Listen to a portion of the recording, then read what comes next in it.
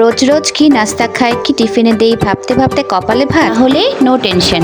আজকে একটা easy solution নিয়ে এসেছি। কিছু আলু সেদ্ধ করে নিয়েছি, সাথে নিয়েছি কিছু পেঁয়াজ বেরেস্তা, লবণ, বিট লবণ, টালা জিরার গুঁড়ো, টালা মরিচের গুঁড়ো, গরম মশলার গুঁড়ো, ধনিয়া গুঁড়ো। সব কিছু একসাথে মাখিয়ে নিলেই হয়ে যাবে পুর রেডি। এখানে বাচ্চাদের জন্য করছি বলে একটু ঝাল কম দিয়েছি, বাট পুরটা একটু টেস্টি আর স্পাইসি হলে কিন্তু খেতে ভালো লাগে। এখন নিয়ে নিচ্ছি একটা ফ্রোজেন পরোটা। পরোটাটা জাস্ট 5 মিনিট আগে ফ্রিজ থেকে বের করে নিয়েছি। দেরি করলে ফ্রোজেন পরোটা মেল্ট হয়ে আঠালো হয়ে যাবে, তখন ম্যানেজ করতে কষ্ট, তাই দেরি করা যাবে না। দিতে সামান্য আটা বা ময়দা দিয়ে পরোটাটা দিয়ে আলুর পুরটা চারিদিকে ছড়িয়ে দিব। আরেকটা পরোটা দিয়ে ঢেকে চারপাশটা আটকে দিই। এবার আবারও সামান্য আটা বা ময়দা ডাস্ট করে হালকা হাতে বেলে বড় করে নিব। পরোটাটা যেহেতু বেলে বড় করে নিচ্ছি, তাই ভাজার সময় ভিতরের লেয়ারগুলো কিন্তু সুন্দর মতো খুলে আসে। তাওয়া গরম করে নিয়েছি, পরোটাটা আমি সরাসরি তাওয়াতে দিয়ে দিলাম। ফ্রোজেন পরোটা বলে যে ভিতরটা কাঁচা কাঁচা থাকবে তাও কিন্তু হবে না, কারণ আমরা মিডিয়াম আঁচে একটু সময় নিয়ে পরোটাটা ভেজে নিব।